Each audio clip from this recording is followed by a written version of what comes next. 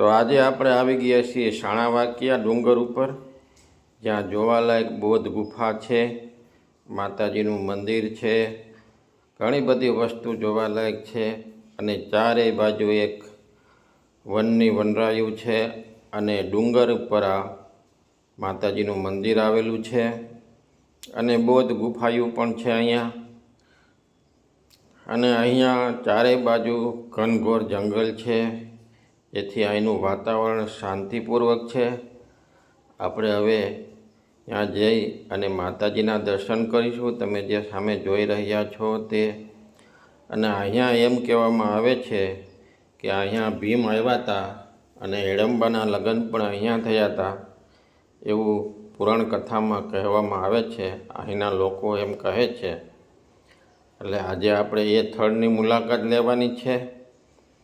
આ સ્થળ એ જગ્યાએ આવેલું છે ગુજરાત રાજ્યમાં આવેલા, સૌરાષ્ટ્રમાં આવેલું જૂનાગઢ જિલ્લાના ઉના તાલુકામાં આવેલી શાણાવાકિયાની આ ગુફા કહેવામાં આવે છે. અને આ વિસ્તાર પર્વત ઉપર આવેલો છે અને રોડ પણ બનાવવામાં આવેલો છે, તેથી 4 વ્હીલ શેર સુધી જઈ શકે છે. સામે તમે જે જોઈ રહ્યા છો તે ડેમનો નજારો છે અને સામે એક સેલ્ફી પોઈન્ટ જેવું પણ બનાવવામાં આવેલું છે, જે જોઈ રહ્યા છો તે. આપણે તેની ઉપર જશું અને ત્યાંથી આ ગુફાનો વ્યૂ અને જે ચારે બાજુ જે ડુંગરાળ વિસ્તાર છે એમનો વ્યૂ અને આ જે ડેમનો વ્યૂ છે તે નિરીક્ષણ કરીશું. જે તમે જોઈ રહ્યા છો તે આ ડુંગરાળ વિસ્તાર છે. આપણે ઉપરથી તેમનો વ્યૂ લીધેલો છે. જો તમે રોડ છે ચારેય બાજુ, અને આપણી અહીંયા સુધી 4 વ્હીલ ચાલી રહી છે. આગળ જઈએ એટલે બૌદ્ધ ગુફાઓ આવેલી છે, તે પણ જોવાલાયક છે. અને સામે તમે જે જોઈ રહ્યા છો તે એક ડેમ છે, એ પણ જોવાલાયક છે. આથી આપણે જોશું ત્યાં અને તે જોશું. હવે આપણે માતાજીના મંદિરના દર્શન કરીશું. અહીંયા શાણાવાકિયાની અંદર માતાજીના મંદિર છે, તેમના દર્શન કરીશું. બાજુમાં ભીમની ગુફા પણ આવેલી છે, તેના પણ દર્શન આપણે કરીશું.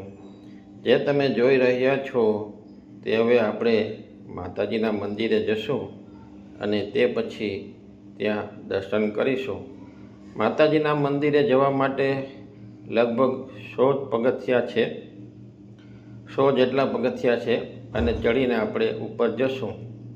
આ તમે જે જોઈ રહ્યા છો તે ગુફામાં જ બનાવેલું માતાજીનું મંદિર છે અને આ તે બહારનો વ્યૂ છે, માતાજીના મંદિરના બહારનો વ્યૂ છે.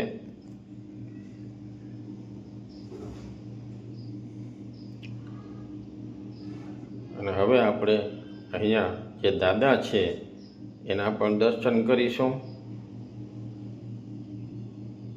જે પૂતળા દાદા છે. અને પછી આપણે માતાજીના દર્શન કરીશું. જે માતાજી અંદર છે, મંદિર બનાવવામાં આવ્યું છે. જે માતાજીનું મંદિર તમે જોઈ રહ્યા છો તે પણ છે અહીંયા. એ પણ એક દર્શન કરવા લાયક મંદિર છે. તો આ મંદિરનું ભવ્યતા તમે જોઈ રહ્યા છો. અને મંદિરની બહાર નીકળશો તો તમને નાની નાની ગુફા ઘણી જોવા મળશે. અંદર પાણીના કુંડ પણ બનાવવામાં આવેલા છે નાના નાના, એ પણ તમને જોવા મળશે. જો આપણી ચેનલ સારી લાગે તો તમે સબસ્ક્રાઈબ કરજો. આવા નવા નવા વિડીયો લઈને આપણે ફરી પધારશું.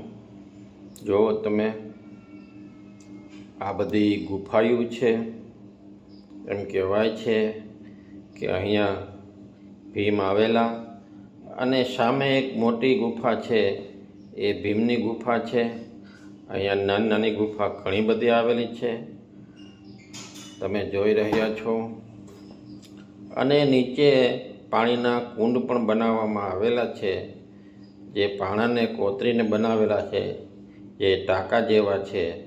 આપણે જોઈ રહ્યા છીએ તે. એમાં પણ અટાણે હાલમાં પાણી છે, તમે જોઈ રહ્યા છો તે.